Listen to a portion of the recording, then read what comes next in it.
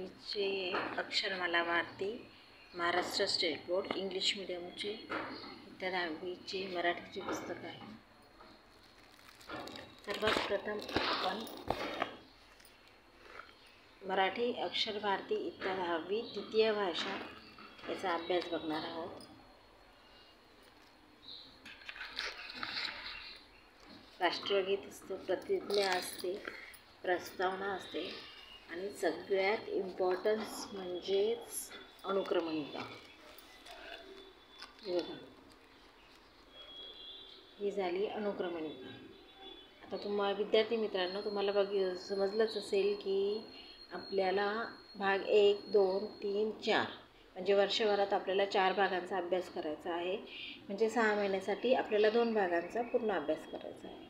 Okay, आता याच्यामध्ये अनुक्रमणिका ही सर्वात प्रथम विद्यार्थ्यांनी समजून घेतलीच पाहिजे, कारण की आपल्याला एवढं मोठं पुस्तकाचा अभ्यास करायचा आहे। मग कसं होईल, काय होईल याचं टेन्शन न घेता सर्वात प्रथम अनुक्रमणिकेकडे आपण लक्ष दिलं तर आपल्याला कळून चुकते। आता तुम्हाला भाग 1 मध्ये बघा, भाग 1 मध्ये तू बुद्धी दे ही प्रार्थना आहे।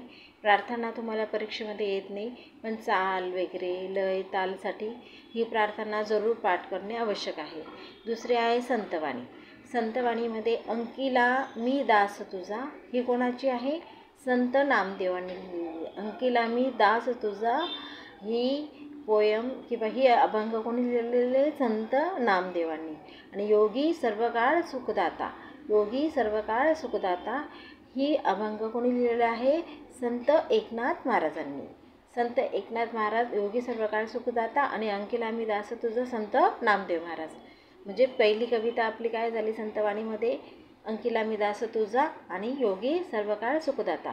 तसेच आपल्याला या कवितेचं नाव पाठ करणं आणि त्याच्या लेखकांचं नाव पाठ करणं अत्यंत आवश्यक असतं परीक्षेसाठी। नंतर दुसरं आहे शाल, राघ जाधव शाल। आणि चौथा आहे उपास। उपास कोणाचा आहे? पु ल देशपांडे। आणि नंतर आहे स्थूलवाचन मोठे होत असलेल्या मुलांनो, कोणाचं आहे? अनिल काकोडकर। म्हणजेच आपल्याला लक्षात येईल की आपल्याला या भागामध्ये भाग 1 भागामध्ये पहिली कविता अंकिला मी दास तुझा योगी सर्वकाळ सुखदाता आणि पहिला लेसन कोणता आहे? शाल।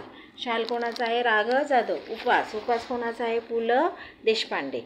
ओके, आणि एक आहे मोठे होत असलेल्या मुलांनो, अनिल काकोडकर। म्हणजे आपल्याला फक्त 4 लेसनचा अभ्यास करायचा, बाकी काहीच नाही। नंतर भाग 2 आहे। भाग 2 मध्ये काय आहे? 2 दिवस ही काय आहे? कविता आहे। कोणाची आहे?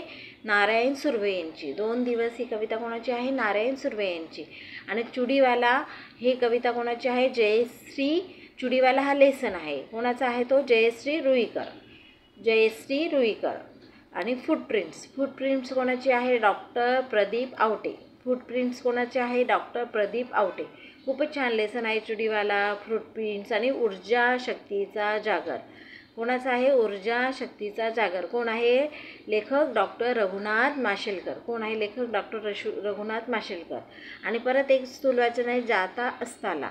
जाता असताला हे स्थूलवाचन आहे, ते कोणाचं आहे? रवींद्रनाथ टागोर यांचं। म्हणजे भाग 2 मध्ये आपल्याला काय आहे?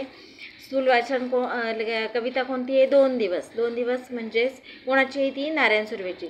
कविता कोणती आहे आपल्याला? 2 दिवस, ती कोणाची आहे? नारायण सुर्वे। ओके, आणि मग नंतर दुसरा भाग 2 मधला पहिला लेसन आहे चुडीवाला, तो कोणी लिहिलेला आहे? जयश्री रुईकर। चुडीवाला जयश्री रुईकर। फुटप्रिंट्स कोणाचा आहे? प्रदीप आवटे। प्रदीप आवटे यांचा आहे। आणि ऊर्जा शक्तीचा जागर रघुनाथ माशेलकर। आणि जाता असताला स्थूलवाचन हे गुरुदेव रवींद्रनाथ टागोर यांचं। गुरुदेव रवींद्रनाथ टागोर यांचं। मग आता 6 महिन्याचा अभ्यास तुम्ही आता बघितलेला आहे, म्हणजेच तुम्हाला कळून चुकलं असेल की आपल्याला फक्त संतवाणी, 2 दिवस, नारायण सुर्वे ह्या सगळ्या 3 काय झाल्या? कविता झाल्या। आणि लेसन किती झाले? शाल, उपवास, चुडीवाला, फुटप्रिंट्स आणि ऊर्जा शक्तीचा जागर, म्हणजे 5 लेसन आहे। म्हणजे 3 कविता, 5 लेसन आणि 2 स्थूलवाचन। मोठे होत असलेल्या मुलांनो, अनिल काकोडकर। आणि जाता असताला स्थूलवाचन रवींद्रनाथ टागोर। आता इथपर्यंत आपली अनुक्रमणिका पाठ करून घ्यायची, म्हणजे आपल्याला टेन्शन राहणार आहे का काही कोणत्या गोष्टीचं? नाही। अजिबात टेन्शन नाही राहायचं आणि मग आपल्याला ते लेसन व्यवस्थितपणे छान समजून होतात. आणि अशाच प्रकारे अनुक्रमणिकेचा भाग 1 आणि भाग 2 आपण बघितला. म्हणजे आपल्याला एकूण अभ्यास करायचा आहे. तू बुद्धी दे ठाकूर यांची प्रार्थनाच आहे, ती परीक्षेला येत नाही. संतवाणीमध्ये 2 आहे अंकिलामिदास, कोणाची आहे? संत नामदेव. योगी सर्वकाळ सुखदाता कोणाची? संत एकनाथ. आणि 2 दिवस कविता कोणाची आहे? नारायण सुर्वे, संत नामदेव आणि संत एकनाथ. बस. शाल, उपवास, चुडीवाला, फुटप्रिंट्स, ऊर्जा शक्तीचा जागर, हे काय? हे आपले लेसन आहे. मोठे होत असलेल्या मुलांना काय? हे स्थूलवाचन आणि जाता असताना हे पण स्थूलवाचन. कविता आणि स्थूलवाचनचे लेखकांचे नाव आपले पाठ असणे आवश्यक असतात. स्वमतमध्ये लिहिताना वगैरे आपल्याला ते लिहिणे आवश्यक असतात.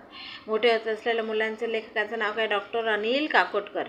आणि जाता असताना स्थूलवाचनचं नाव काय आहे? गुरुदेव रवींद्रनाथ टागोर. इथपर्यंत आपला अभ्यास झालेला आहे. तरी सर्वांनी व्यवस्थित अनुक्रमणिका समजून घ्या. बस आपल्याला एवढेच धडायचं. 3 कविता, 5 लेसन आणि 2 स्थूलवाचन, एवढाच आपल्याला अभ्यास 6 महिन्यासाठी करायचा आहे. तो आपल्याला 1 महिन्यामध्ये सुद्धा अभ्यास हा छान होऊन जातो आणि मग नंतर आपल्याला पुढचं अजून अजिबात टेन्शन राहत नाही. एप्रिल-मे मध्येच आपण हे लेसन विद्यार्थ्यांनी लवकर पुस्तकं घेऊन घ्यायची आणि मेमध्येच हा लेसनचा अभ्यास करायला सुरुवात करून द्यायची.